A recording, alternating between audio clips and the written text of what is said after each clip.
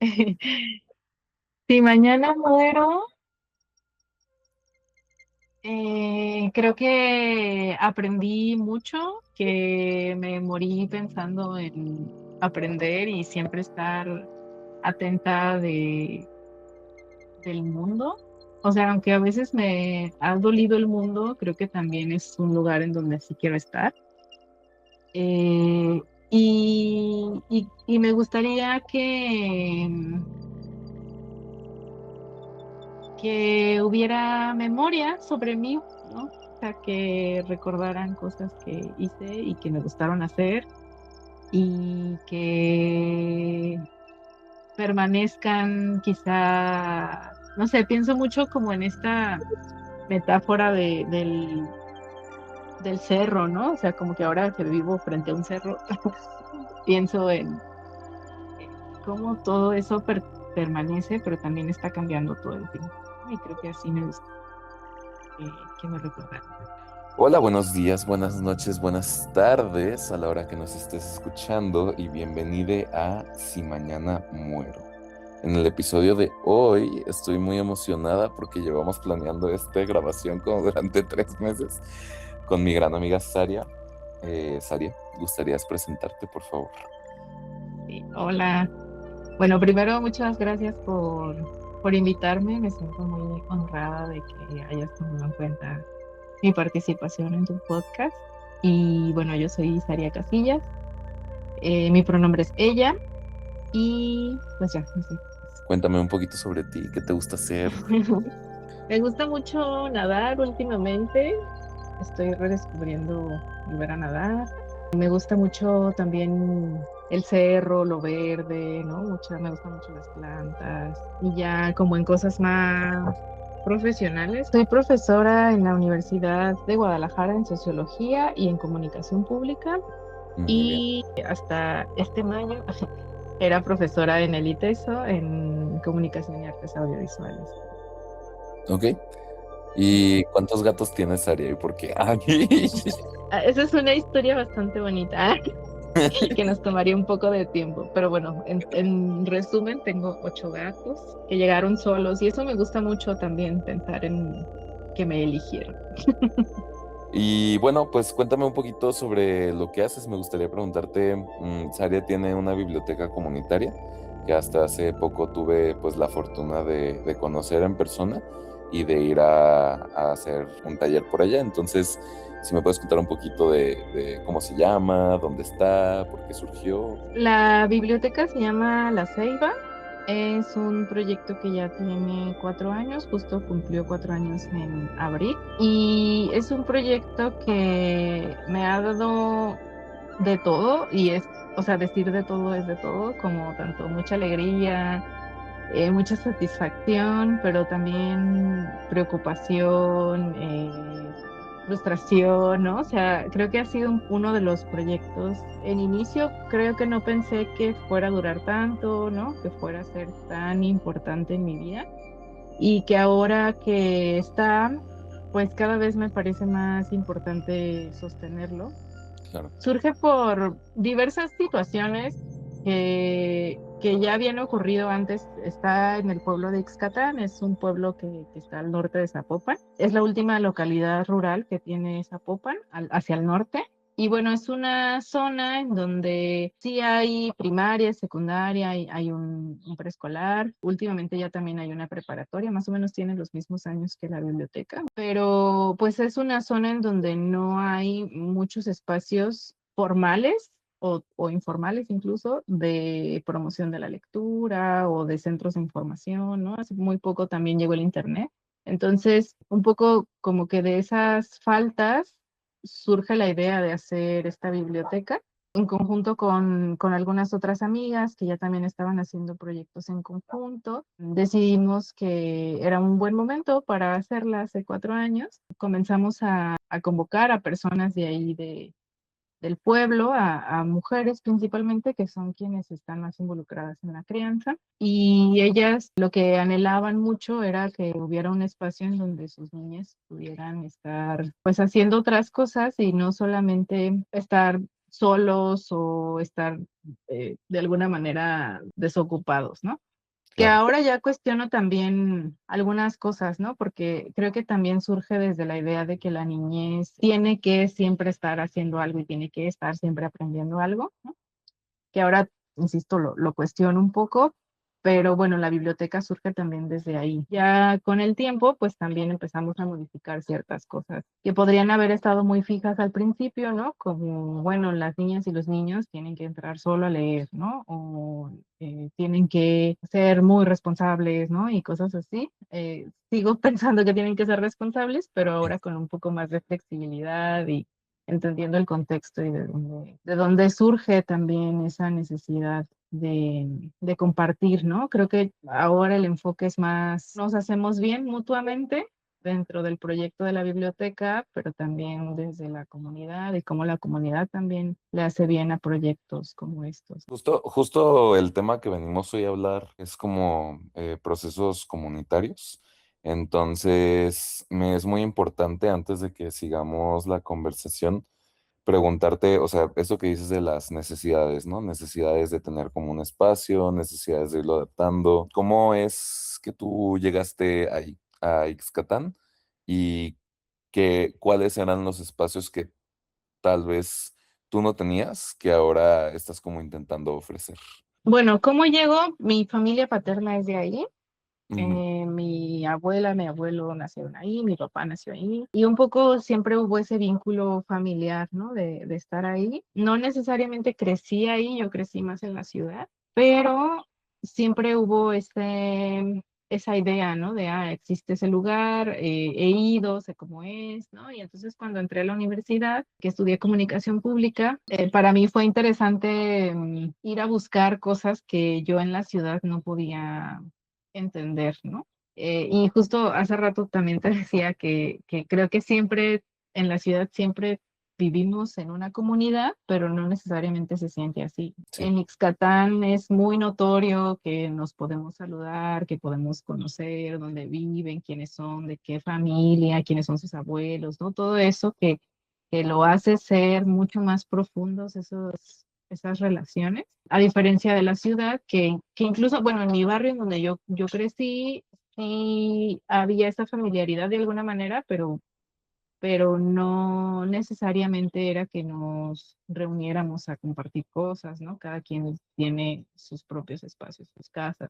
Entonces, cuando yo voy a Excatán y veo que las formas de relacionarse son distintas, para mí eso fue muy interesante de encontrar y de tratar de entender también por qué era diferente, ¿no? Justo cuando empiezo a estudiar más cosas sobre la sociedad, sobre movimientos sociales, que para mí eso es un tema que siempre ha sido muy importante, empiezo a buscar lugares en donde yo poder estar, pertenecer, ¿no? Y me encuentro con algunas organizaciones, como por ejemplo la red Yo Voy, 8M, que es una de las encargadas de hacer la marcha del día del 8M, ¿no? Ahora ya hay más, pero bueno, en ese momento, en 2012, 2011 más o menos, pues eran de las principales organizaciones, ¿no? Feministas en Guadalajara.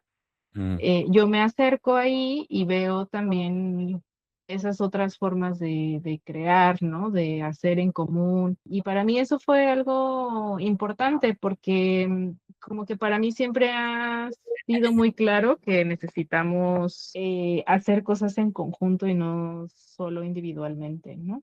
Y a veces es difícil encontrar en donde sí, pero creo que con estas búsquedas pues he ido entendiendo dónde sí, cómo, ¿no? En qué lugares hacer esfuerzos, en qué lugares no. Y creo que ahora con la biblioteca, pues justo ha sido ese espacio en donde he encontrado muchas contradicciones, pero también ganas de hacer cosas. Justo en ese punto estoy ahora en entender cómo trabajamos en común, incluso aunque no siempre pensemos igual, ¿no?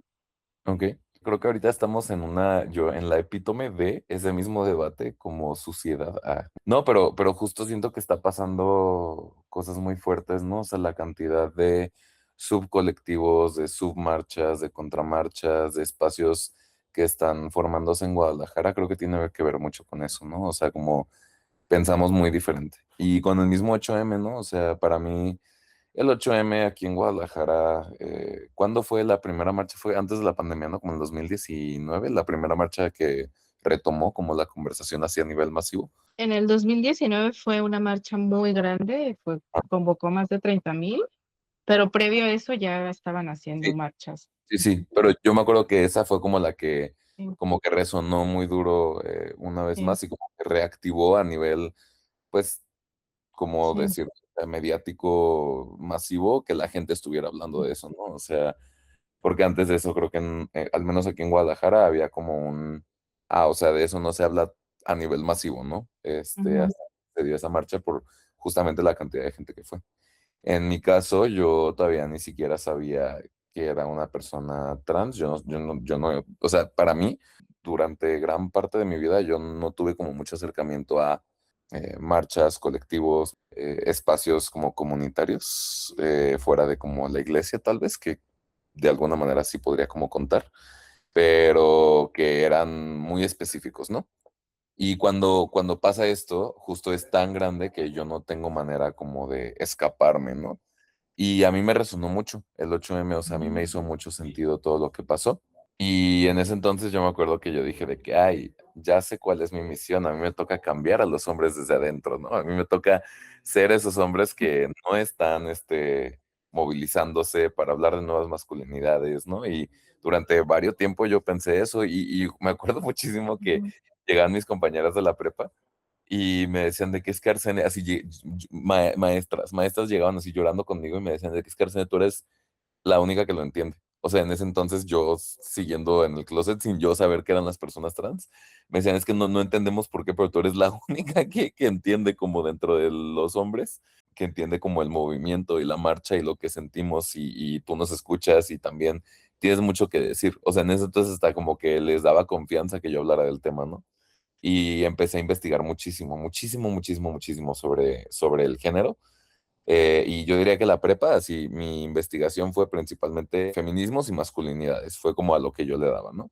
Por ahí apareció o estuvo presente desde mucho tiempo antes Ale Rodríguez e Itzi, que espero algún día tenerles a ambas en este grupo, que son hermanes. Itzi es una persona no binaria y fue la primera persona trans que yo conocí. Como que todo el mundo sabía, pero hasta ahí se quedaba la conversación, o sea, nadie decía nada más y aparte era como muy de a secreto, ¿no? Como de no digas nada. Y Ale, justo me daba la clase de sociología y ella introdujo para mí, o sea, fue la primera vez que tuve una clase teórica, yo estaba yo creo que en penúltimo de prepa y nos dio una clase de género y comunidad LGBT, ¿no? O sea, fue la primera vez que yo vi el acrónimo nombrado, que escuché sobre personas intersex, que escuché sobre personas trans y era algo que de verdad antes yo no tenía cómo tener acceso a, ¿no? O sea, entonces, pues empecé a investigar mucho.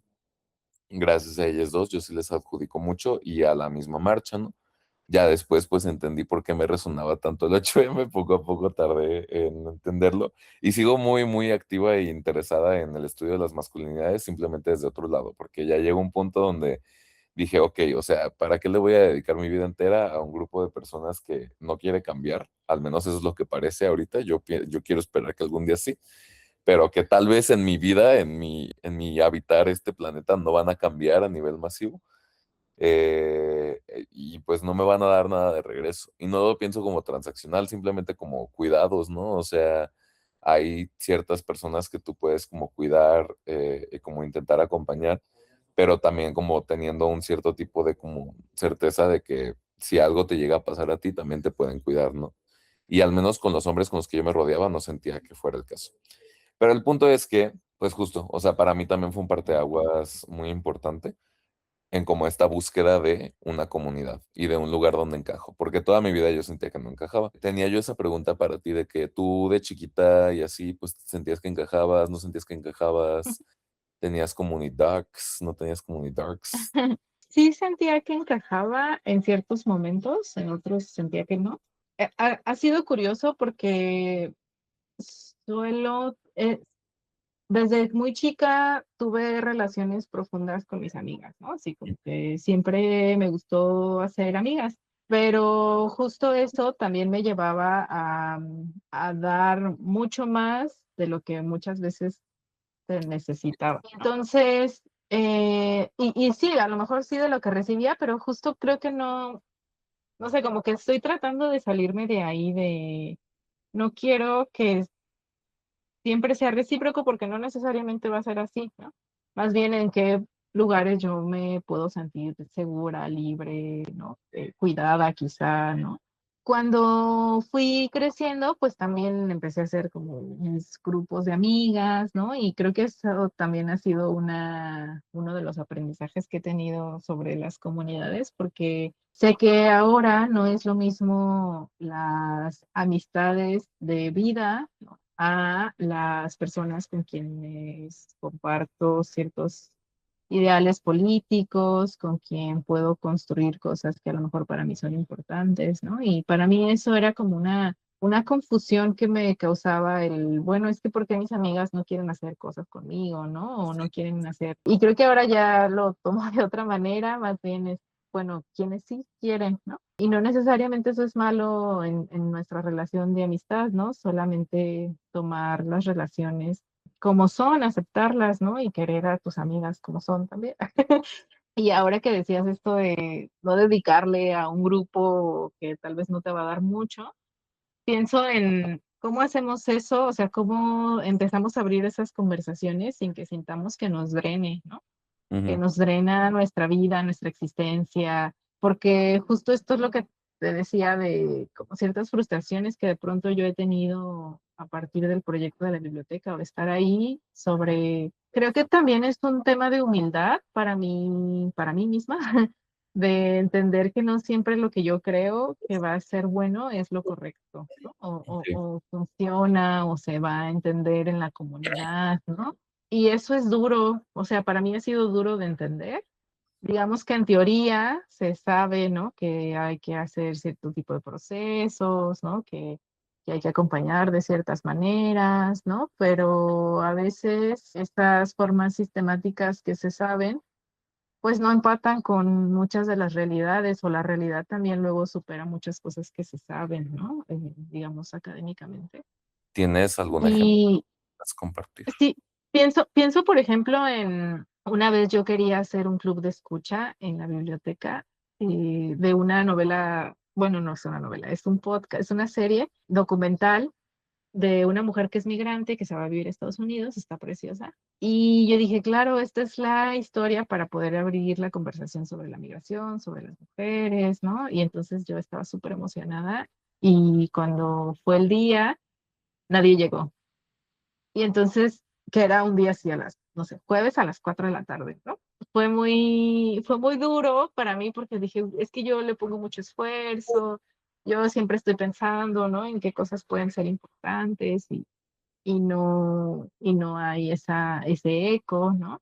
Ujú. Y entonces ya ahora con el tiempo pienso, pues claro, o sea, a las 4 de la tarde la gente está terminando de comer, está ayudándole a los niños a hacer las tareas, incluso hace calor, ¿no? O sea, yo ahora he entendido también formas de entender el tiempo diferente, ¿no? En la ciudad es muy distinto porque Sí, en el pueblo la gente sale muy temprano de sus casas, quienes se quedan en el pueblo hacen todo, la mayoría de las cosas para las que tienen que salir las hacen muy temprano. Y como hace mucho calor, desde las 12 de que salen los niños de la escuela, 1 de la tarde, ya de 1 a 6 de la tarde casi nadie está fuera de sus casas, ¿no? Por diferentes razones, pero creo que también tiene que ver porque hace mucho calor y no quieren asolearse. E incluso los niños salen a jugar después de las 6 de la tarde, sí, se meten muy tarde en la noche, ¿no? Y eso para mí fue algo muy nuevo cuando lo empecé a ver y yo decía, pero ¿cómo es que los niños no se duermen temprano, ¿no? ¿Y cómo es, no? O sea, esas ideas que luego desde la ciudad o desde la academia, bueno, sí, a lo mejor sí es verdad que nos tenemos que dormir temprano, ¿no? Pero no hay condiciones, la comunidad incluso también es algo importante y esa es la hora en la que conviven, ¿no? sí, Y creo que esos pequeños aprendizajes que he tenido a partir de frustraciones y de chocar con, pues, con las formas de vida que yo no entendía y que creo que todavía no entiendo por completo todas, pues ha sido muy enriquecedor para mí, para también voltear a ver otras de las organizaciones que he tenido y qué errores también ha habido en ese sentido de pretender que sabemos cómo conducir ciertas cosas cuando a veces no miramos más allá, ¿no? O no miramos el espacio, el contexto, el territorio, las vidas de las personas. Y creo que esto es algo que tenemos que ir aprendiendo poco a poco cuando estamos trabajando con gente. Pues mira, a mí ya se me están moviendo cositas. Y yo, porque también pues, yo llevo 4 años dedicándole a secuencias todo, ¿no? Y me queda claro que la causa es importante y que lo que tengo que decir es importante. O sea, eso ha sido un proceso largo, pero ahorita te puedo decir de que sí. Tengo muchas cosas que decir, tengo muchas cosas por hacer. Pero hubo un año, creo que el año pasado en específico, que técnicamente nos estaba yendo como muy bien en secuencias, en sentido de que mucha gente nos estaba buscando, mucha gente nos estaba pidiendo eventos y actividades. Pero siento que en la ciudad es muy común que hay veces que es más porque esté el papelito de que se hizo la actividad que genuinamente porque la gente vaya, ¿no?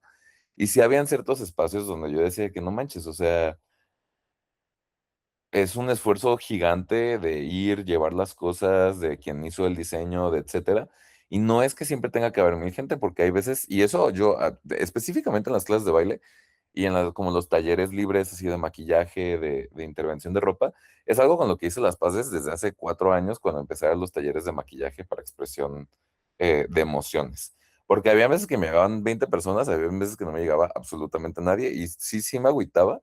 Yo me acuerdo que de chiquita yo iba a una iglesia que no me gustaba nada. La voy a funar. Y yo en Bugambilias son muy conservadores. Y a cada rato, o sea, yo siempre he dicho que ese es un lugar que aportó como a todo lo que yo siento negativo sobre mí, porque era de esos espacios así pues como medio estereotipos donde todo el tiempo te están regañando, ¿no? De que es que, ¿por qué no vienes a mí? Y ahí está todo el mundo enfrente y yo de que, pues aquí estamos y de que no, pero es que, ¿por qué no vienes y que no cumples y no haces esto y esto lo estás haciendo mal y tal y tal y tal y tal y tal y tal y tal y tal? Y siempre un regaño de todo. Y que si una vez, que cómo es posible que alguien se robó algo y que qué somos y que así muy clasista, muy racista, muy homofóbico, transfóbico, muchas cosas, ¿no? Muy machista también. Pero yo me acuerdo que, va a ser un ejemplo chistoso. Los domingos, a la hora de la misa, que era como a las 12, salía en Cartoon Network mi serie favorita, que al día de hoy yo creo que es de mis series favoritas, que se llama Star Wars The Clone Wars. Es una serie animada de Star Wars. Y yo crecí con esa serie, o sea, es la película que más recuerdo tengo de la primera vez que fui al cine a ver la película que inauguró la serie. Me acuerdo que se trabó la película a la mitad, iba con mi familia y con la familia de una amiga que se llama Ivana. Específicamente cuando salió la segunda temporada, que todavía se puso mejor. O sea, para mí es una serie que de esas series que va mejorando mucho cuando va avanzando. Los domingos a las 12 o a la 1, no me acuerdo si era 2:30 o algo así, salían los episodios nuevos en Cartoon Network a la hora que íbamos a misa. Y para mí era así de que una cosa de que no puede ser, o sea, me estoy perdiendo. Y toda la semana me salían los comerciales, los anuncios de que el siguiente episodio va a pasar esto. Y yo, porque siempre estábamos en misa y yo así me enojaba muchísimo. Me acuerdo que les hacía unos berrinches a mis papás y les decía de que es que yo no quiero estar aquí. Y todo el día estaba enojada, de que todo el día estaba enojada.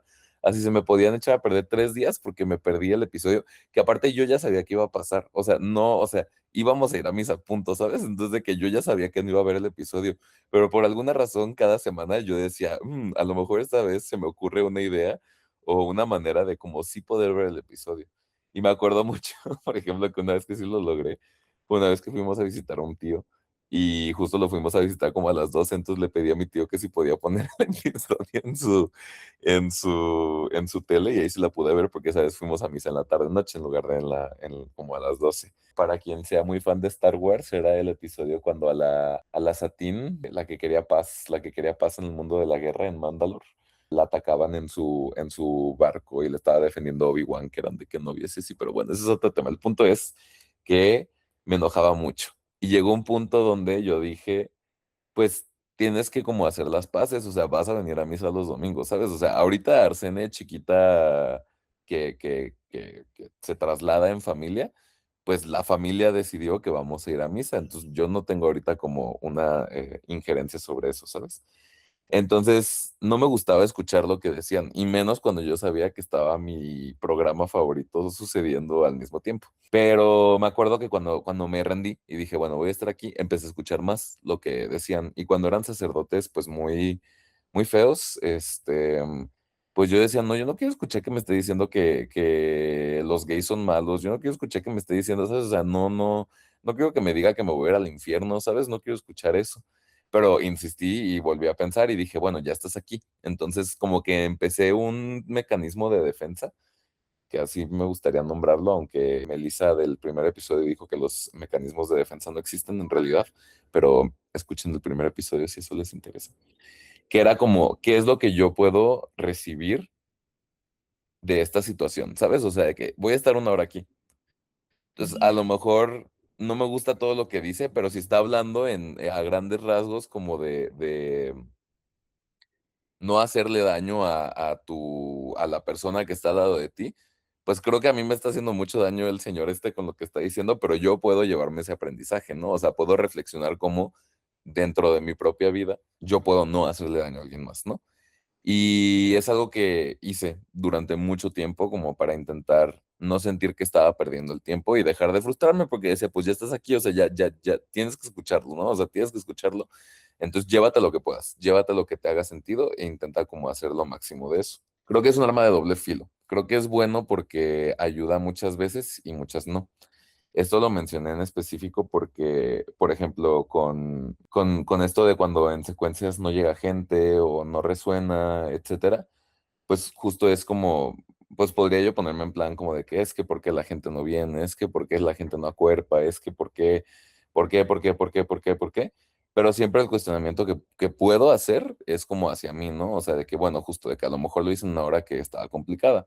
A lo mejor en mi cabeza era muy claro lo que comuniqué, pero el póster no se entendía nada, ¿no? O a lo mejor no llama la atención. O a lo mejor sí, la gente fue apática, no lo sé, tengo que seguir aprendiendo, soy comunicóloga y eternamente me voy a estar preguntando por qué la gente viene o no viene, ¿no? O sea, y siempre intentando como adaptarme y hacer nuevas estrategias. Justo pienso en eso de cómo hacemos un equilibrio, ¿no? Porque luego creo que también podemos ser muy duras con nosotras mismas de, no, pues entonces no lo estás haciendo bien, entonces, ¿no? O sea, como ir a ese lado de la autocrítica. Y creo que no, creo que para mí, insisto, es algo que yo todavía estoy reflexionando, que estoy pensando y que es algo que durante este año he estado pensando mucho más, de cómo pues también somos piezas de esa comunidad, somos parte de esa comunidad, ¿no? Y cómo nos ven las otras personas, cómo les vemos a las otras personas, cómo eso de pronto puede hacer que sí convoque a movilizaciones o que convoque a asistencia, participación, etcétera y que a veces no, ¿no? Y que no siempre tiene que ver todo con nosotras. Algunas cosas sí, yo creo que siempre es muy importante que tengamos autocrítica cuando creemos y formamos parte de proyectos de este tipo, pero creo que también en la justa medida, ¿no? No siempre podemos resolverlo todo, Sí. no siempre vamos a saberlo todo.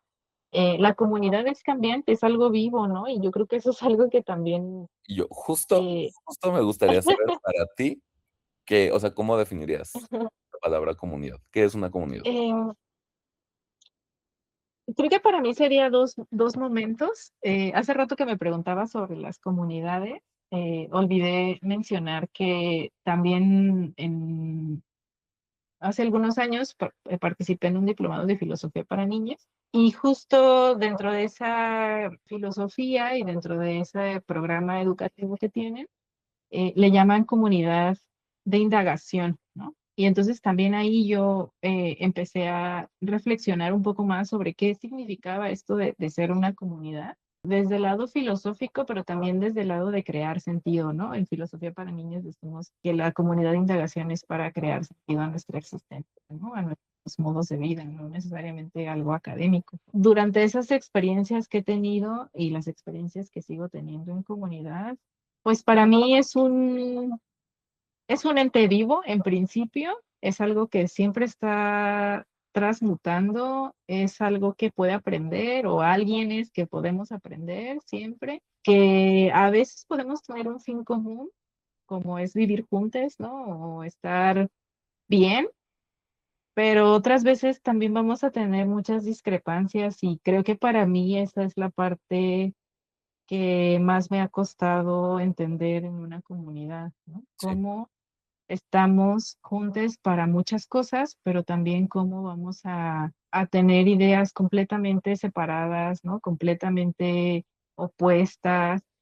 Y cómo hacemos, pues también para seguir estando juntos, ¿no? O sea, creo que al final eso es la sociedad y que en espacios más pequeños, como yo lo puedo ver en Ixtatán, pues sí o sí tienes que arreglar tus problemas, ¿no? O sea, he sabido de muchas cosas que han sucedido. La gente, por ejemplo, pues que crece ahí, va desde el kinder hasta la secundaria o incluso ahora la prepa con las mismas personas, pueden no caerte bien, pero siempre vas a verlas, ¿no? Entonces, ¿qué hacemos con eso para seguir conviviendo? A veces se liman las asperezas, otras veces no. Hay historias de venganza de familias, ¿no? O sea, cosas que creo que todavía ocurren, Sí, incluso también ocurren pues en la ciudad, ¿no?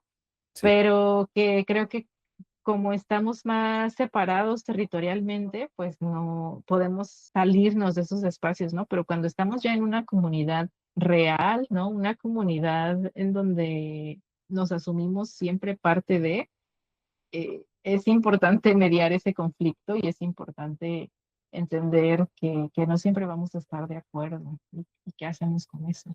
Ahí me interesa, bueno, hace rato me comentabas que parte de, para ti, lo que fue como un desemboque o un efecto dominó de este tipo de procesos, tuvo que ver con la red del 8M, ¿no?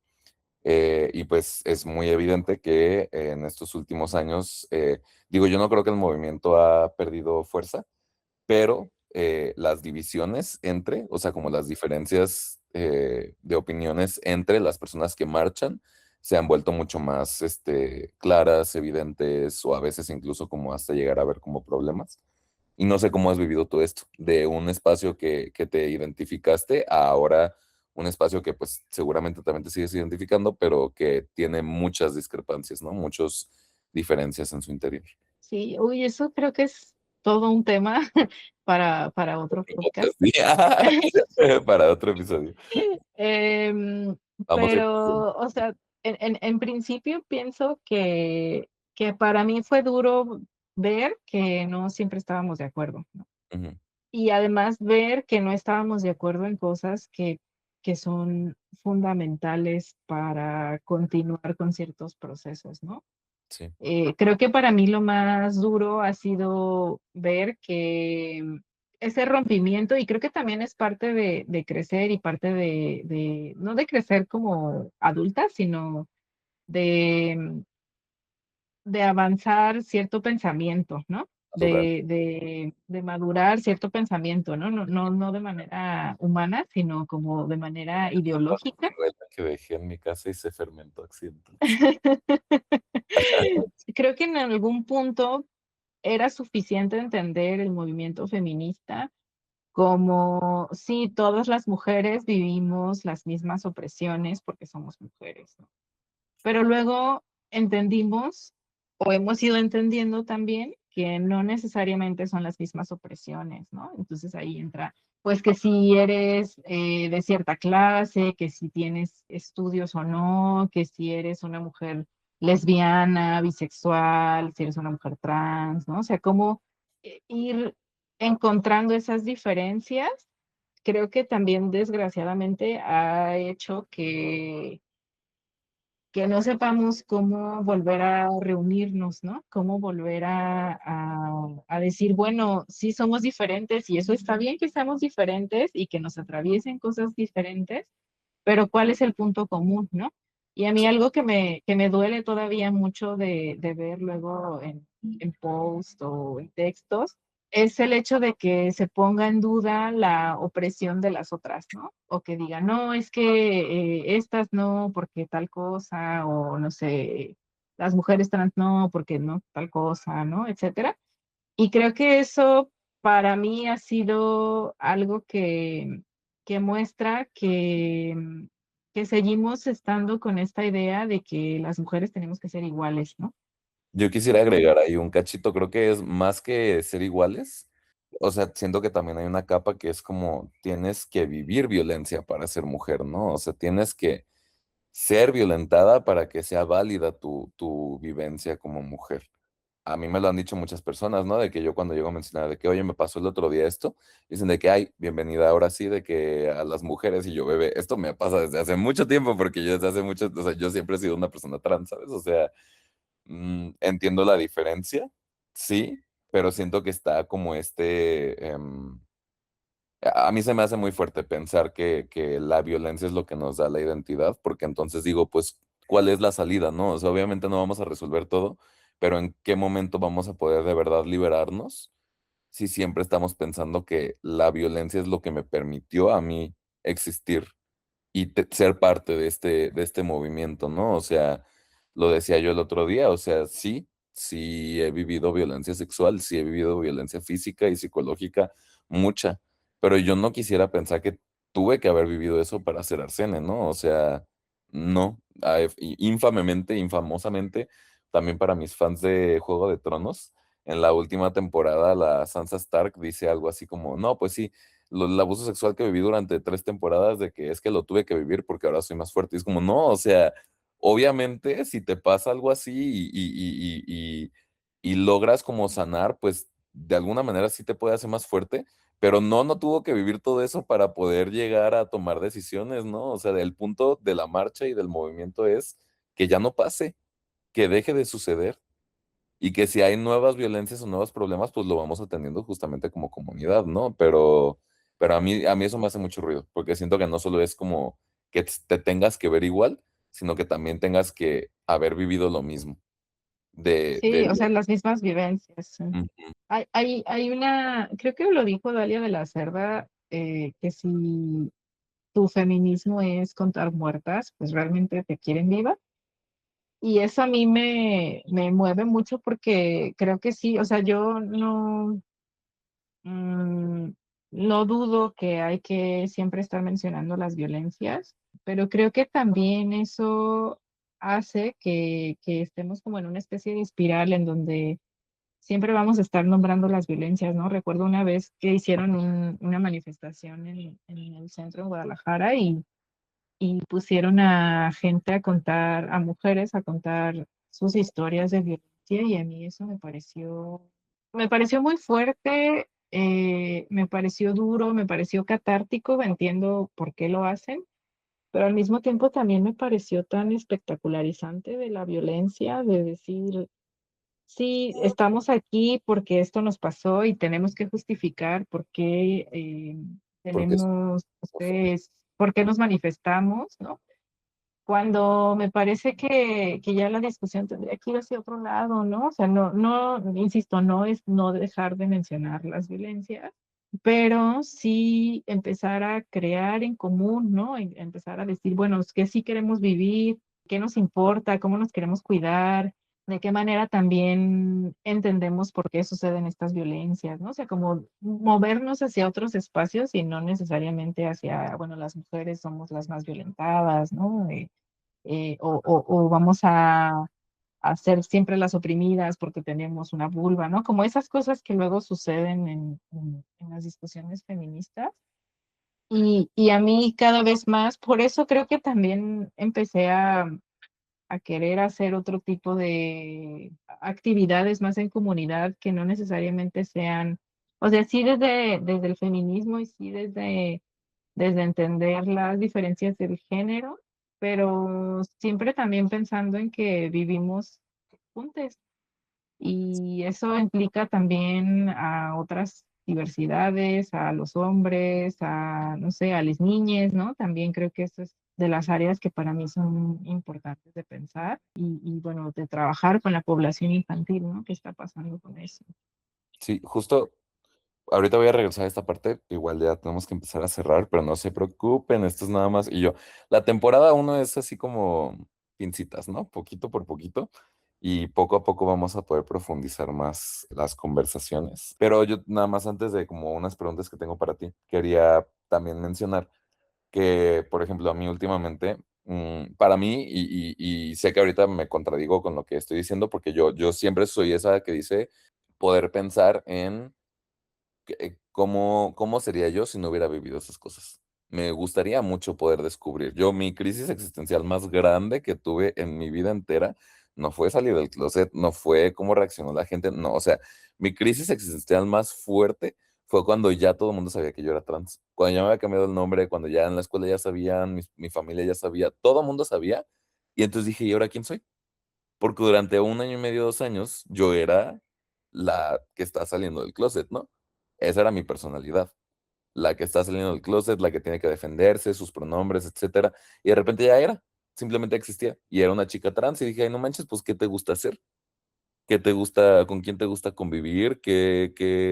Más allá de los proyectos, porque eso siempre lo tenía muy en mente, ¿no? Pero yo, para encontrar tiempos de ocio, o sea, me cuesta mucho trabajo como poder decir de que, pues, qué es lo que quiero para mí, ¿no? O sea, qué es lo que quiero sentir, qué es lo que quiero, no sé, o sea, cómo es mi estilo de ropa, cómo es mi estilo de maquillaje, son cosas que me cayeron al 20 ya que ya había salido del closet, ¿no? O sea, ya me había quitado como esa, ya no podía seguir saliendo del closet porque todo el mundo sabía que yo era trans, no lo hice muy público para bien o para mal, como lo quieras ver. Justamente, yo siempre intento recalcar mucho esta estadística de que las personas trans en México tienen una expectativa de vida de 35 años.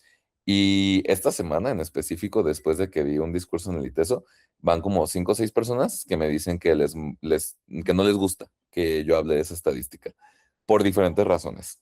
Hay la mitad más o menos me dicen como no me gusta que lo digas porque yo quiero que tú digas es que yo voy a vivir hasta mucho tiempo, ¿no? Y yo digo, bueno, es que no sé, pero me dicen de que yo quiero que tú veas que vas a vivir como muchos años, ¿no? Y la otra mitad me dice, pues es que en esa estadística no está bien fundamentada, según investigaciones metodológicas, ¿no? O sea, solo se investigó a una población muy pequeña, no se toma en cuenta a personas no binarias, a personas transmasculinas, varias cosas, ¿no? O sea, tengo amigas que son muy letradas en ese sentido y me lo han cuestionado. Y yo les digo de que, bueno, es que para mí es importante porque siento que la gente no lo ve como una urgencia, ¿no? O sea, dicen como, no, no tenemos que hablar de lo trans porque pues X. Y es como nos están matando y eso sí es muy cierto, ¿no? O sea, hay un contador de transfeminicidios que son los que sabemos, pues, y ese tipo de cosas me parecen muy importantes. El altar de muertes que hacemos cada año sobre personas trans me parecen muy importantes. Pero de esas personas hubieron quienes me dijeron que les lastima que yo hable sobre esta expectativa de vida, tanto por su preocupación por mí, como por ellas estar escuchando todo el tiempo de que vas a vivir 35 años, vas a vivir 35 años, vas a vivir 35 años. Yo específicamente por cuestiones de como el tema de la depresión, por ejemplo, siempre intento como hablarlo, porque mucho tiempo yo, bueno, a mí me considera la gente muy alegre en su mayoría, y sí creo que es una parte importante de quién soy, pero también creo que es bien importante nombrar las cosas difíciles, nombrar las cosas que la gente no quiere ver, nombrar las cosas, ¿no? Y para mí una parte muy grande de eso es como la tristeza, la depresión, la pérdida, todo el abandono y demás, ¿no? Y durante mucho tiempo yo me enfocaba al 100 en eso, ¿no? Como, pero luego también me pasaba que tenía gente muy cercana que se agüitaba mucho, de que yo hablaba de la gente que me ha abandonado, ¿no? Y me decían, o sea, válido, pero pues aquí estoy yo, ¿no? O sea, ahí hablas de que te abandonaron, te abandonaron, te abandonaron, pero aquí estoy yo. Entonces, como dices, todo es un balance. Siento yo que a veces está muy desbalanceado y yo sí creo que, por ejemplo, esta estadística es importante, aunque esté sacada de contexto hasta cierto punto, para que a la gente le caiga el 20, porque sí me ha tocado en las capacitaciones que a la gente le pega muy fuerte entender. Y me dicen, ¿cómo, Arsene? Para los 35 dejan de ser trans y les digo, no. O sea, no, no, no, no, y no les cae el 20 del nivel de violencia que vivimos, ¿no? Pero todo es un balance. Entonces siento yo que así como cuando llevas, no sé, mucho tiempo feliz, feliz, feliz, feliz, feliz, feliz, feliz, y de repente dices de que no, ahora toca de que sentir la tristeza, pues se te viene encima todo lo que has estado ignorando y es predominante, ¿no? Es como encantada cuando se empieza a reír de que se enoja la primera vez, ¿no? O sea, de que te gana, te sobrepasa. Entonces, después ya vas encontrando el balance, ¿no? Te vas como al otro extremo y luego ya el péndulo se va poquito a poquito corrigiendo. Pero sí, o sea, siento que para mí ha sido un tema interesante y fuerte de cómo afrontarme también a mí, de decir de que para mí la narrativa es muy clara, cómo la tengo que comunicar, pero ya misma gente de mi misma, pues mis hermanas me están diciendo de que, oye, me gusta tu discurso siempre, o sea, cómo lo estás manejando, pero esto me está haciendo daño. Y entonces como, bueno, por ejemplo, llegué a un punto medio con alguien y me dijo de que, ¿por qué no dices, durante muchos años se ha dicho que la estadística de vida es de 35 años, pero es algo que queremos cambiar, ¿no? Y ya ahí estoy comunicando otro tipo de sentir, ¿no?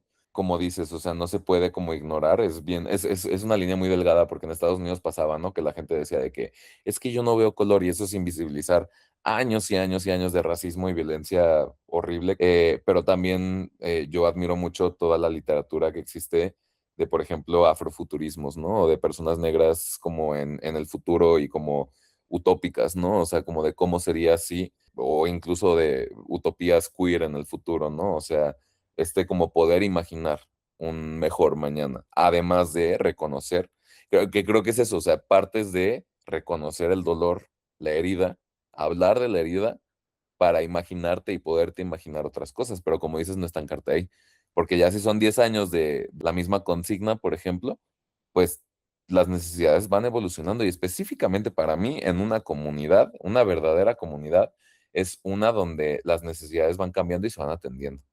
Y es esta cosa muy incómoda, muy difícil de decir, bueno, llevo 10 años luchando de esta manera, pero ahora tengo que cambiar. No, no tiene que cambiar todo, pero hay cosas que tengo que ir ajustando porque hay gente que no había tomado en cuenta, ¿no? O sea, a lo mejor yo llevaba la bandera trans durante muchísimo tiempo, pero no había como tenido igual de presente a las neurodivergencias. Y ahora es un cruce que para mí es fundamental, o sea, casi casi no puede existir hablar de lo trans sin hablar de las neurodivergencias, ¿no? No, pensaba en cómo podemos trabajar en comunidad esos futuros, ¿no? O sea, creo que ese es el siguiente paso para mí y que tiene que ver mucho con esto que te decía sobre, pues, la población infantil, ¿no? La población de niñas, niñas. No porque sean el futuro, ¿no? Yo estoy muy en contra de esa idea de que las niñas son el futuro, ¿no? Claro que no, pues están viviendo ahorita, ¿no? No es que en el futuro vayan a ser más importantes, pero sí en esta idea de legado o pues de las transgeneraciones, ¿no? Cómo pues se va reproduciendo, se va creando algo nuevo a partir de cómo van viviendo las niñeces sus propios contextos.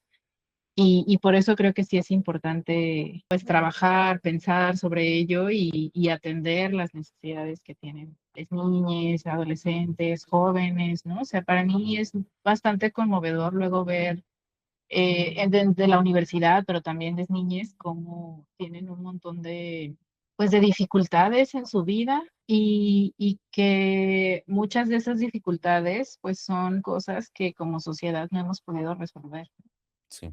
y que siento que les vamos dejando ese lastre de resolver porque nosotros no hemos podido resolver y que eso se vuelve algo cada vez más grande, ¿no? O sea, las desigualdades, la pobreza, la violencia y que me parece muy duro que pensemos en que ese es el futuro, ¿no? O sea, que eso es lo que nos toca vivir. Entonces sí, sí pienso que trabajar esos futuros posibles es algo súper importante. Y ahorita que dices eso, lo voy a ligar directo a la primera pregunta, de que esto es lo que nos toca. Esto es de que, o sea, tú lo mencionaste desde la primera vez que hablamos de hacer un podcast y me decías como este choque que fue en tu vida de pasar de vivir en Guadalajara a vivir en Ixcatán, ¿no? Y como lo he estado reflexionando toda la sesión, pero de que en la ciudad es como va a pasar porque va a pasar. O sea, te acoplas al camión, te acoplas al tren, te acoplas a los horarios de trabajo, a los horarios laborales, se está cayendo el cielo, no importa, tienes que llegar, te acoplas, te acoplas, te acoplas, te acoplas, te acoplas, te acoplas, te acoplas, y todo es así, y tiene que ser así, porque si no, se cae la economía, ¿no? O sea, así dicen muchos. Y me comentabas que en Excatán, pues no, no necesariamente es así. Por ejemplo, esta idea de como voy y descanso un rato y luego vuelvo a salir en la noche, se me hace como muy interesante. Y creo que con este tema de, o sea, ahorita hablaste de niñeces, ¿no? Niñeces, pues también me imagino que te ha de tocar convivir con sus papás, con adultos. ¿Notas más apertura? Porque luego creo que ligamos mucho de que la edad, malamente yo diría, a qué tan abierto puedes estar a aprender cosas. Por ejemplo, allá en Ixcatán, donde a lo mejor hay más apertura como en este término de los tiempos, no es como tan de que lo que te toca, sino lo que me voy acoplando a el entorno, al territorio y voy aportando también. O sea, ¿ves como una diferencia entre adultos que traen ese chip a adultos de la ciudad, por ejemplo?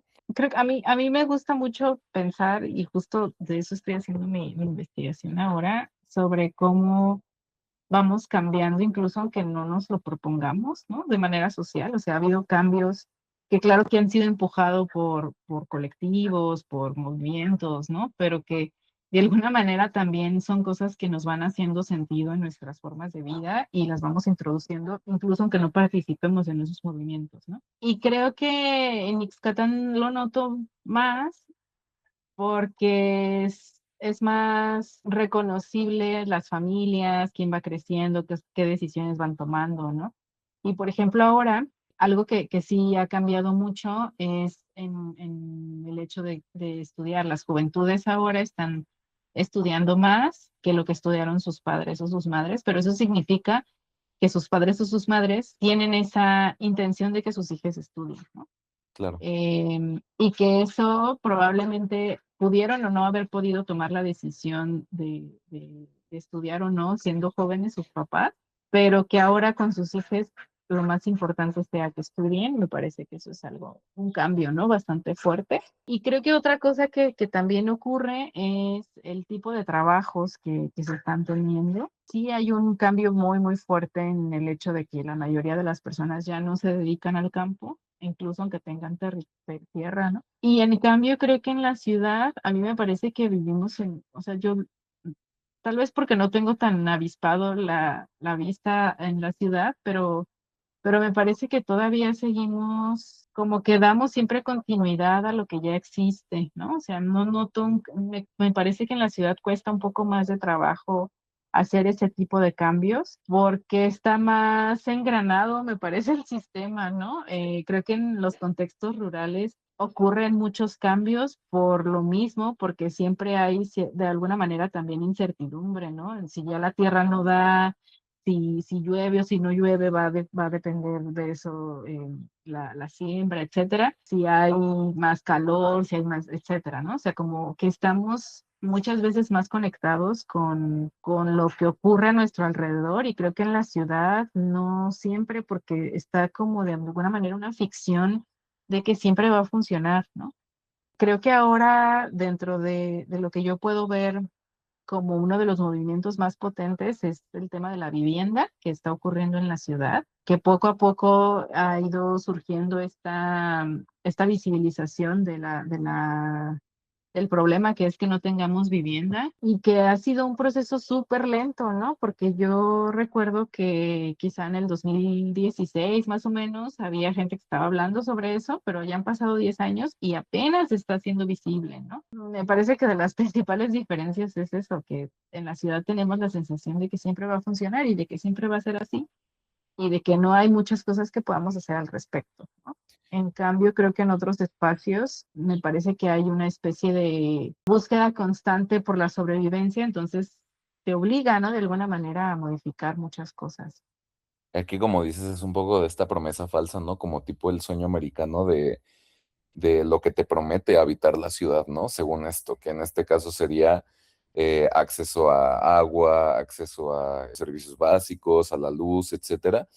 Y lo voy a decir muchas veces en este podcast y en mi vida, y voy a sonar como disco rayado, pero es que la mayor renuncia al patriarcado no es decir yo también puedo llorar, no es estar en contacto con las emociones, es reconocer que no tenemos el control sobre absolutamente nada, sobre nada más de que nosotros y vemos, ¿no? Depende también porque a veces no controlamos lo que nos pasa, pues, o lo que sucede en nuestro cuerpo y demás. Pero la ciudad está diseñada para controlar el río, el clima, para controlar todo. O sea, las personas, los horarios, las rutinas. Y es evidente que a veces no funciona. O sea, a veces hay desastres naturales, hay un socavón gigante en Guadalajara, pero pues ahí van, lo parchan, le ponen concreto y ya como si no hubiera pasado, ¿no? O sea, ¿por qué?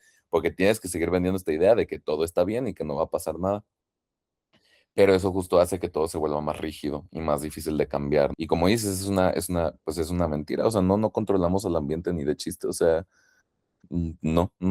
no va a pasar, no deberíamos de quererlo controlar y no va a pasar, pues.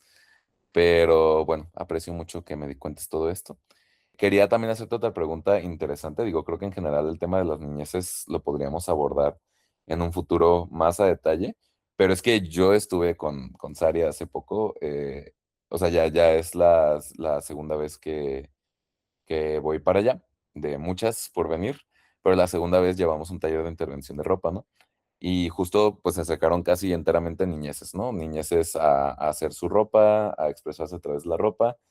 Y son muy demandantes, ¿no? O sea, de que era como, Saria, ¿dónde estás? Saria, Saria, Saria, dame esto, Saria, ¿dónde estás? O a mí me decían de que hazme una bolsa, házmelo ya, ya, ya, ya, ya, ya, ya. Entonces, insisto, en el futuro creo que podremos hablar más a detalle sobre, en general, las niñeces, pero me gustaría preguntarte cómo es esta parte comunitaria con las niñeces, o sea, porque yo te vi y tú pones límites muy claros, o sea, tú dices de que a esta hora se acabó y ya nos vamos. Y dicen, no, no, no, no, no, no, no. Y tú, no, pues ya nos vamos, ¿no? O de que ya se acabó el material, ya no hay más material. Y pues, ¿qué le vamos a hacer, sabes? O sea, siento que no sé cómo has llegado a ese punto de poder marcar como un límite con una niñez, que creo que cualquier persona diría como, ay, es que mírale, pobrecita, de que tengo que darle todo lo que quiere, ¿sabes?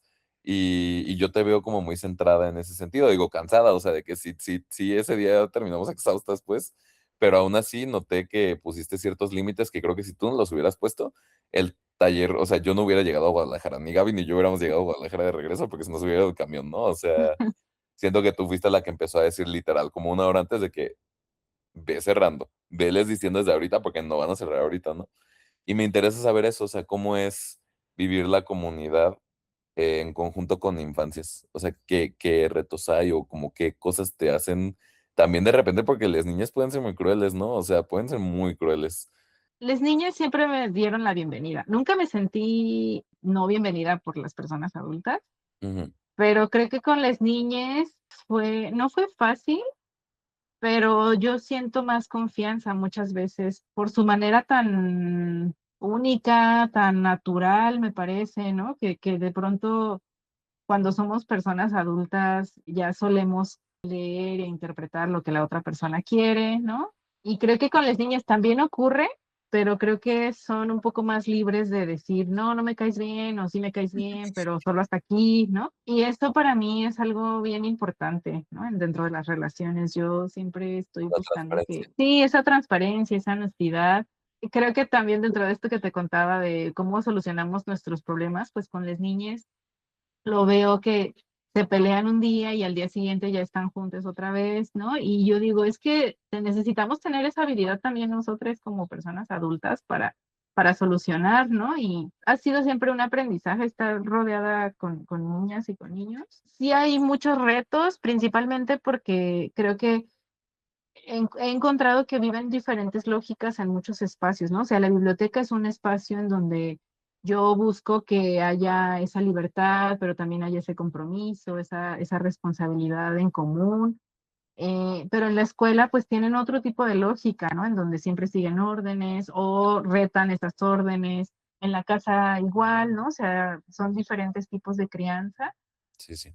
Y entonces creo que dentro de esa forma comunitaria de ver la participación de las niñas y los niños, es hacer visible que ya están ahí, ¿no? Que siempre han estado ahí, solamente que no había un espacio en donde pudieran expresar eso que quieren, que piensan, que buscan. No digo que siempre sea fácil que lo cuente, pero creo que mientras más seguido son las formas en cómo nos vemos, mientras más actividades hacemos, mientras más profundizamos en nuestra relación, se sienten más en confianza de contar ciertas cosas y también se sienten más en confianza de ser quienes son, ¿no? Y eso para mí es algo muy lindo ver como, por ejemplo, en la escuela, la biblioteca también ha sido un espacio para niñas que no les va muy bien en la escuela, ¿no? O sea, que son como las niñas que no leen o que no hacen ciertas cosas, ¿no?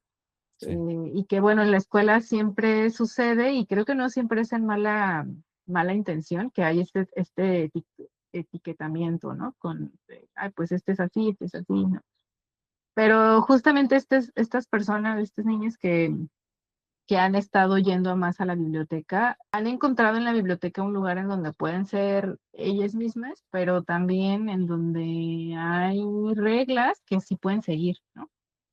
Y volviendo a esto de filosofía para niños, mi maestra siempre nos ha dicho, a mí me ha costado mucho poner límites, la verdad, porque también soy flexible, Frase. ¿no? Y como que busco que se sientan bien, ¿no? Pero justo mi maestra siempre nos ha dicho que con las niñas, y yo creo que ahora pienso que con todas las personas, los límites son necesarios para también darle certidumbre a la relación. Sí. Y que especialmente con niñas, si no hay límites, es como si no nos importara lo que están haciendo. Y a mí eso me hizo como un clic de, claro, hay que hablar de ciertas reglas, hay que hablar de ciertas responsabilidades que tenemos en común, de cuidarnos en común, y que eso sea algo que vaya guiando nuestra forma de convivir, ¿no? Porque nos hace bien a todos, ¿no? O sea, no solamente a esa persona que le ponemos el límite, Ujú. sino a todas las demás personas, porque vamos entendiendo que esa es una forma de hacer comunidad, ¿no? Poniendo ciertos límites, ciertas reglas, ciertos acuerdos, ciertas consecuencias tal vez que pueden tener el romper esos acuerdos, ¿no? ¿Tienes algún Creo ejemplo que de reglas que sí pueden seguir tal vez en la biblioteca a comparación sí, de la escuela? por ejemplo, hay algo que me llama mucho la atención, que es que saben que en la biblioteca pues no tenemos mucho material, entonces siempre les pido que lo cuiden mucho porque es de todos. Y eso Ujú. es algo que en la escuela no sucede, ¿no? Cada quien tiene sus cuadernos, cada quien tiene sus hojas, sus colores, etcétera. Y entonces, si lo pierdes, pues es tu problema, ¿no? Y entonces acá siempre es como, el material es de todos, necesitamos cuidarlo, necesitamos hacernos cargo de esto y en muchas ocasiones también ayudan a resguardarlo, ¿no? Por ejemplo, pues que ya estamos terminando los talleres y me ayudan a recoger porque saben que ese es un espacio en donde necesita su participación, si no, no funciona, ¿no? Y Ok. creo que en la escuela, pues no ocurre así, ¿no? O sea, cada quien se hace cargo de lo suyo, el maestro es quien tiene la potestad de decir todo lo que tiene que decir, y las niñas solo obedecen, ¿no? Muchas veces. Últimas dos preguntas que tengo para ti. Yo me he topado cada vez más, curiosamente siento que ya la gente tiene claro que la comunidad es algo que debemos de procurar, ¿no? O sea, que debemos de buscar. Pero luego ya cuando empiezas a tener relaciones intrapersonales, a mí me ha tocado, no sé si sea tu caso también, que hay gente con mucho susto de ser vulnerable, con mucho susto de como confiar en alguien más. Entonces es mucho como de que, ay, no, es que yo me cuido a mí, o sea, de que, y me lo han dicho a mí muchas veces, de que, Arsene, tú tienes que cuidarte, tú tienes que estar bien primero para después cuidar de otra gente. Y yo, o sea, obviamente reconozco que me falta poner límites y reconozco que sí, o sea, necesito procurar mi bienestar un poquito más, pero no creo que la solución sea, por ejemplo, encerrarme un día en mi casa y no hablar con nadie y como repararme y regresar y ya estoy bien, ¿sabes? Como un tema de como punitivismo y reinserción y que no es la respuesta. O sea, definitivamente me falta ajustar, pero siento que no es la respuesta. Y no sé tú cómo observas eso. O sea, en parte de como comunidad, tal vez desde tu experiencia, ¿qué tanto es algo que puedes tú decir como, ok, o sea, voy yo a trabajar en esto a mi cuenta? Porque, y qué tanto es, pues lo trabajo, o sea, es algo mío que tengo que trabajar, pero lo trabajo como junto con otras personas, ¿sabes? No sé si me explico. También para mí es difícil, justo creo que estoy en ese momento de reajustar mi energía, porque creo que sí, una vez que me emociono y que va respondiendo las cosas como yo creo que es conveniente, sí es de que sí, sí, todo mi tiempo, toda mi atención ahí, ¿no? Pero también eso me ha resultado que cuando hay complicaciones me cuesta mucho trabajo aceptarlas, ¿no? Y creo que ahora lo que estoy tratando de hacer es sí darme un espacio, no siempre todo puede ser comunitario, ¿no? Y eso también es algo que me ha costado un poco de trabajo entender, que, que hay decisiones que solo tengo que tomar yo y que dentro de esas decisiones que solo tengo que tomar yo, pues está también el que quiero hacer yo conmigo. Y a mí, por ejemplo, sí me sirve tener un espacio de hacer nada, ¿no? De Dios. solamente estar, sí, de ocio o de estar conmigo misma, de salir, de pensar, ¿no? O sea, a veces también en los trayectos que tengo hacia la ciudad, pues es como ese espacio para mí de, pues no sé, Mm, pongo un podcast, escucho música, etcétera, leo, y que son momentos que necesito para poder como reafirmar cosas que yo necesito tener, ¿no? Y creo que también eso es parte del descubrimiento de trabajar en comunidad, que a lo mejor sí la comunidad requiere de ciertas cosas, pero creo que también de manera individual cada quien requerimos de otras, ¿no? claro. Y entonces, ¿cómo vamos avanzando, cómo vamos trabajando o perteneciendo a esa comunidad sin perder esa individualidad que también es necesaria? Y sí, sí creo que a veces no se va a poder, ¿no? Que a veces es momento de entrarle directamente y estar siempre en la comunidad, pero que sí debemos procurarnos espacios que sean solo para nosotras, que sean solo para el descanso, porque también el descanso tiene que ser una de nuestras luchas en este momento, ¿no? Desgraciadamente, Sí. y que podamos hacerlo, ¿no? Hace poco, bueno, el año pasado estaba en un encuentro con niñez que son familiares de personas desaparecidas. Y dentro de este encuentro, pues lo que buscaban era que se reunieran, que se conocieran, etcétera. Y al final preguntaron que qué les hubiera gustado que ocurriera, ¿no? ¿Qué más les hubiera gustado que ocurriera a las niñas? Y varias personas dijeron, ah, pues que tuviéramos un momento de descanso. Y eso para mí fue como, wow, claro, ¿no? O sea, a veces pensamos que las actividades en comunidad siempre tienen que ser actividades, actividades, actividades, de hacer, hacer, hacer. Y que no necesariamente, ¿no? También a veces solo podemos acostarnos, estar tranquilas, dormir, ¿no? No sé, hacer algo muy, muy, muy particular de tener tranquilidad y que no siempre tenemos que tener un producto para mostrar o para entregar, ¿no? A otras personas.